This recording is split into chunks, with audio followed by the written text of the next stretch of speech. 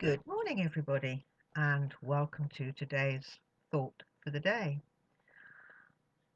Weather forecast to start with. Little white fluffy clouds gradually gathering up there. We've already had a lovely morning cup of coffee down at the top end of the garden. I would say down the bottom of the garden, but it's higher than my house, so at the top end of the garden in the sunshine to give us a good start. Spring clean. That's what I put on my thought for the day. Spring clean.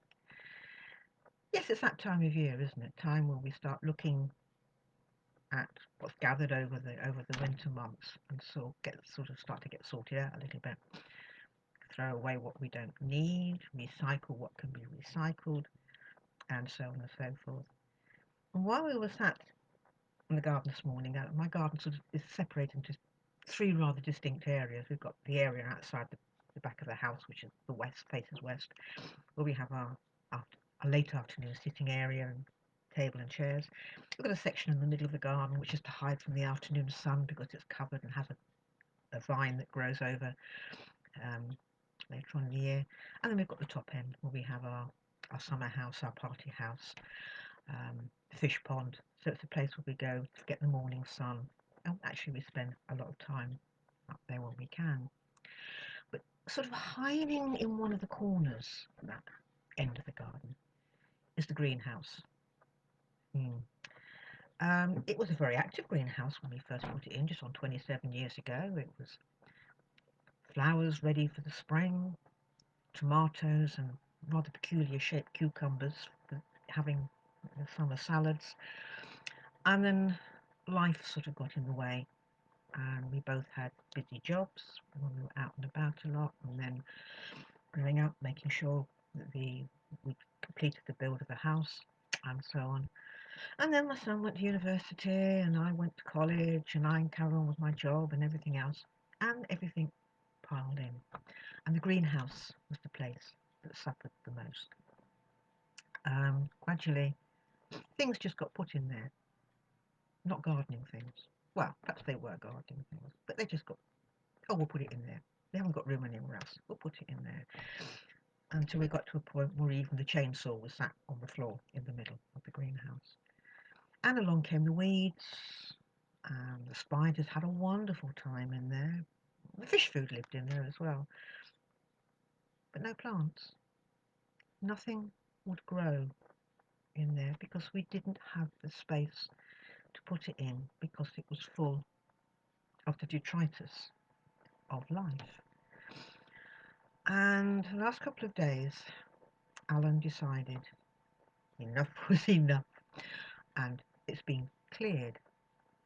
He went through and cleared it out and got all the weeds out. At least we hope we got the weeds out. Dug it down. It's got a new path in there. The plants that will be going out sort of late May when the frosts have probably packed up will be going out.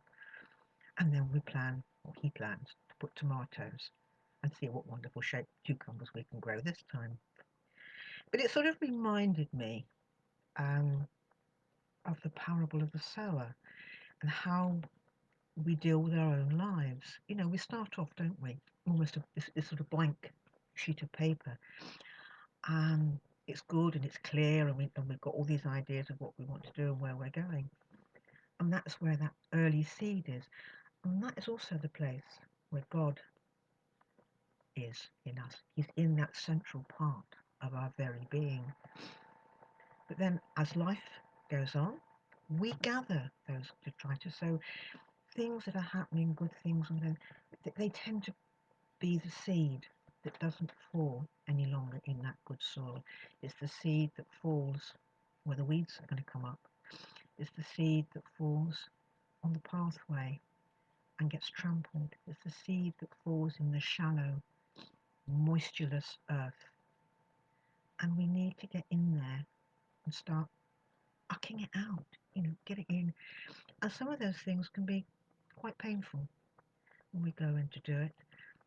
I've had every intention of crawling along the eaves on the side of my house to get to all my old college books. I want to go through and read what I said all those years ago. And then I planned on destroying them. But I can't do it yet. I can't clear that out because it's part of who I am. And so we need to sort of have this time where we sit, we reflect, we go back to that point where it is just God that's in our lives, where it's He that is directing our pathway. And as again, as painful as it is, we have to let Him prune, weed, get rid of what has no place in our life anymore. It has to redirect it in new directions so that it can grow again, it can fruit again, it can become new again. Um, and we all face that at some point in our lives. I'm coming up to a rather big birthday next week, and I'm not looking forward to it. Um, I'll say no more about that, but it's going to change my life. And I suppose, in some sense, it's been a little bit like the greenhouse down there. The things were to be upped out and got rid of, and moved around and changed. Um, but it comes to us all at some point in our lives. So